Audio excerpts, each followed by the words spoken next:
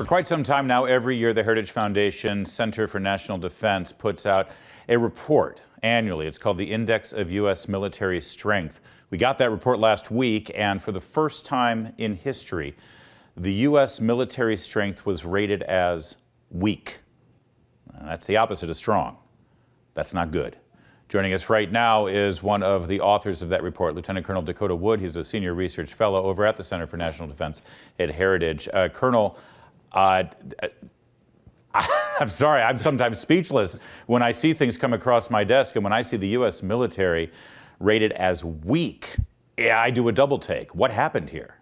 Yeah, it's quite alarming, and we structured our grading criteria, A through F, or very strong to very weak, so that substantial things would have to happen to move categories. So the last 8 years, it's been marginal, the scoring, and this year we had no real option but other than to drop it to weak, and it's because of the continued aging of the equipment, really suppressed or reduced readiness rates, and then a capacity. The military continues to shrink in size. So the people are phenomenal. I mean, they're working with old equipment, really long hours, doing great things. So it's not an indictment of them, but when you look at U.S. military power writ large and how it might be used in the world against countries like Iran or China or even, a damaged Russia, we just don't have enough. What we do have is too old, and the people aren't able to train enough to really be competent at their skills. I'd love to break this down. You actually give a rating for each military branch and discuss their strength and readiness, and I do want to get into that.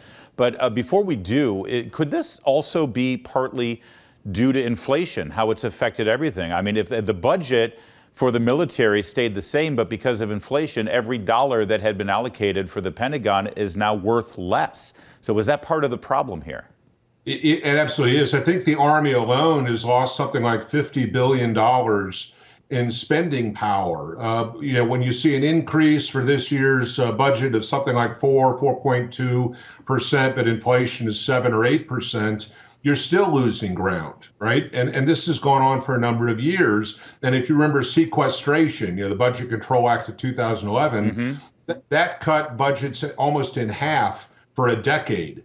And Congress had to make up with supplementals, but there were restrictions on how that money could be spent. Right. So it very much is a funding game, and that funding continues to lose ground because of the inflationary spike here in the U.S. So we'll begin with the good news. Our nuclear capabilities remain strong. Is that a result of the fact that most of our nuclear weapons have already sort of been baked in the cake, and we remain sort of the dominant force on the planet? There's not a whole lot of competition going on right now since the arms race is over?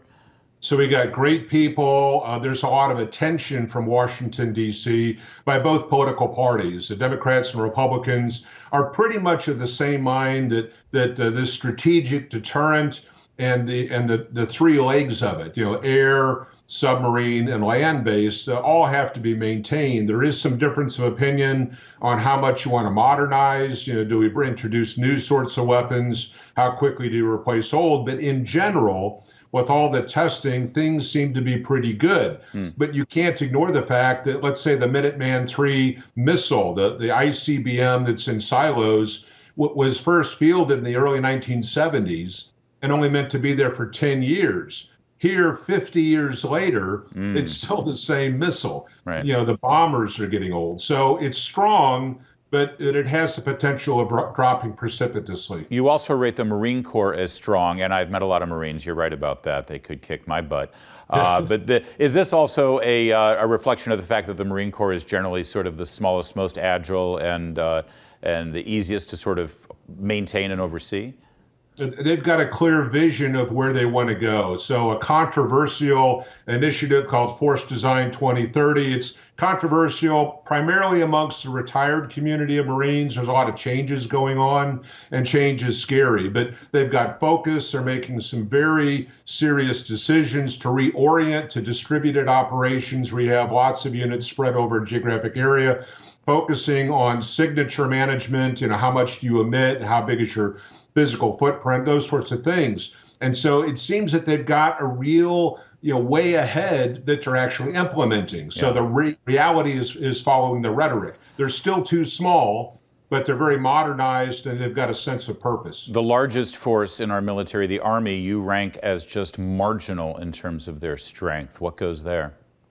Well, they operate in brigades, but the focus of their training is at the company level, 2 levels down, not battalion, but down to company. So you're betting that you can aggregate companies into battalions and brigades to go to war, which is problematic and a little risky. Their equipment is still very old and they're having a lot of problems modernizing. They've got good starts, but that stuff isn't going to be fielded for 10 or 20 years, 10 or 15 years. So, and then the capacity is problematic. In the Cold War, just shy of 800,000 active duty troops. Today, they have about 470,000, and because of recruiting difficulties, they fell 25% short this year, 15,000 soldiers. The Army anticipates it'll shrink below 450,000 active duty soldiers by the end of next year. So it's too small.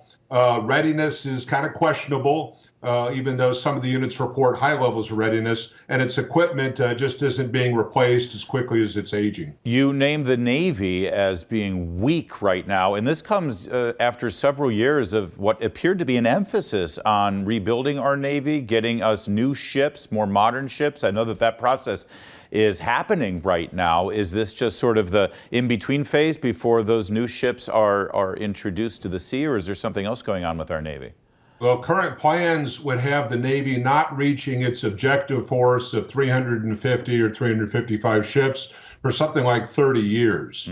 So the shipbuilding accounts, again, continue to be underfunded, and they're underfunded in terms of maintenance. They've got a lot of backlog maintenance because of the few number of shipyards that can do that sort of work. So the Navy is wanting to get rid of older ships or ships that have less utility to free up funding to get new things. And if they have their way over the next 5 years, the Navy will shrink from 292 ships down to 280. Wow. So, I mean, that's not making progress to 350. That's the wrong direction. China alone has 360. Yeah, I was going to say, we know our enemy is doing quite the opposite, although our ships and our subs are much better.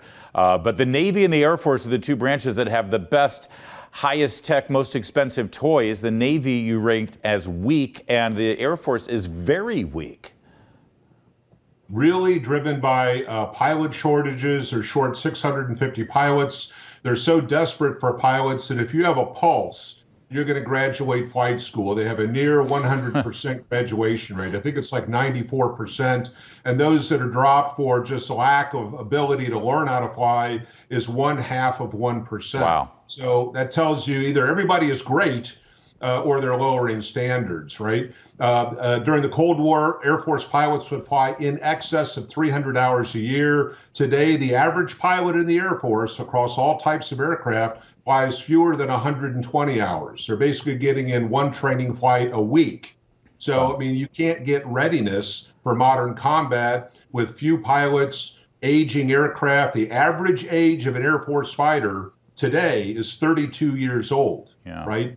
So low readiness, few pilots, and fewer combat-ready aircraft. It's a great career path, kids, and there seems to be some openings, so get over to the Air Force, or you can be an aviator in the Navy, too. Get out there. We need you. In our final minute here, Colonel Wood, you talk about readiness here a lot, and I'm picking up on a consistent theme here. Beyond just funding and maintenance, we're having a personnel problem. We're having recruitment problems. Do you think part of that is because the message over the last couple of years coming from the Pentagon has a lot less to do with recruiting some of the strongest, most patriotic, fighters out there, and instead they're sort of getting into touchy-feely, almost woke political conversations about what it's meant to be in the military? Yeah, these socio-political issues have really dominated the news. And then you add on to that constant drumbeat reporting about abuse and sexual harassment, that if you join the military, you're going to come away with post-traumatic stress disorder. I mean, why would anybody want to join that sort of organization? Gay pride months, transgender drag shows, sorts of events at base libraries for little kids. I mean, in reality, it's such a small part of things. And the general Marine sailor soldier has a lot of other things they're trying to take care of. Lieutenant Colonel Dakota Wood, we'll have you back when you have good news, maybe. But in the meantime, thanks for this. Hopefully. More to come on O'Connor Tonight.